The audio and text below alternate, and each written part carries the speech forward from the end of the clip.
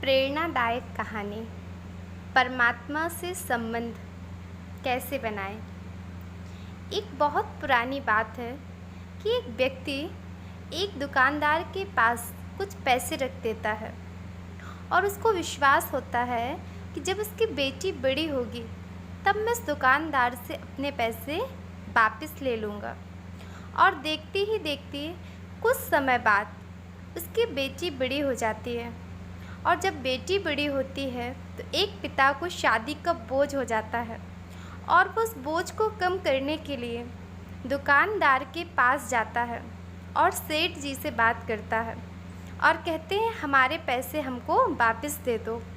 तभी सेठ जी उसकी बातों को अनसुना कर देते हैं और कहते हैं कि कौन से पैसे, कब दिए थे आपने मुझे पैसे, कोई लिखित हिसाब है।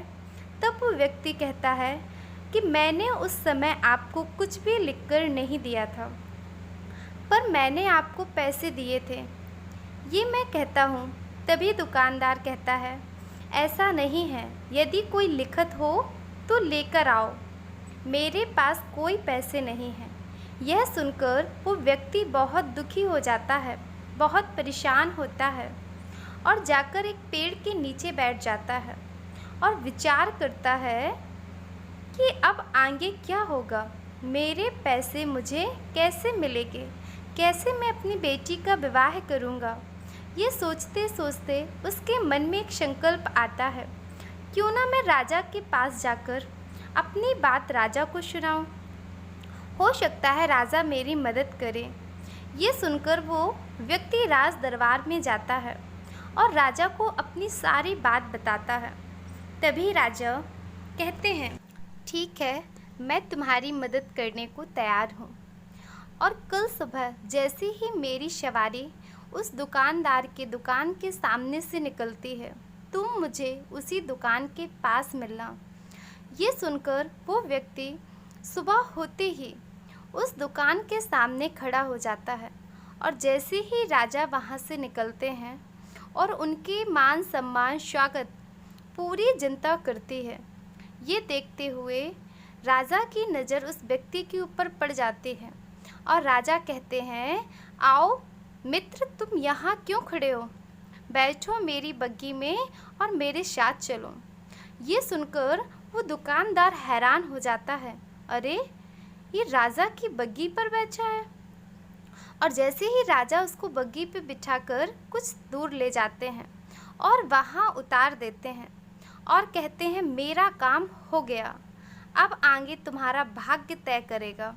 ये सुनकर वो व्यक्ति कहता है राजा, आपने मेरी मदद ही क्या की है, अब मेरा भाग्य को यदि मेरा साथ देना ही होता तो मेरे पैसे तो उसी वक्त मिल जाते जब मैंने सेठ जी से कहा था।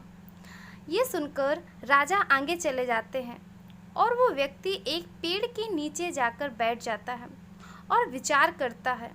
और यहाँ इस तरफ सेठ जी को बड़ी चिंता हो जाती है कि अरे इसके संबंध तो राजा के साथ हैं, अब मेरा क्या होगा, कहीं ये मेरी शिकायत राजा से ना कर दे तो मेरा क्या होगा।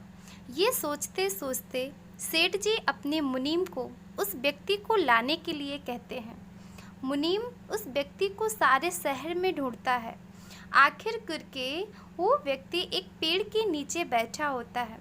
तभी मुनीम कहते हैं आपको सेठ जी ने बुलाया है। बहुत सम्मान के साथ उनको सेठ जी के सामने ले जाते हैं और सेठ जी उनसे कहते हैं कि मित्र, मैंने बहुत ढूंढा, बहुत पुराने किताबें निकाली, तब जाकर मुझे पता चला कि तुमने मुझे 500 रुपये दिए थे और आज 12 साल बाद उनका ब्याज लगाकर 20,000 रुपये मेरे पास हो गए हैं और ये मैं आपको देता हूँ 1,000 रुपये मेरी तरफ से। आपकी बेटी मेरी बेटी की तरह है। ये सुनकर वो व्यक्ति हैरान हो जाता है। जरा विचार करो, जब एक व्यक्ति के संबंध राजा के साथ होने से उस व्यक्ति को कितनी बड़ी मदद मिल जाती है, तो सोचो यदि हमारे संबंध परमात्मा के साथ हों तो हमारी ज़िंदगी कैसे होगी। जब मात्र एक राजा के साथ संबंध होने से हमारी विपदा दूर हो जाती है।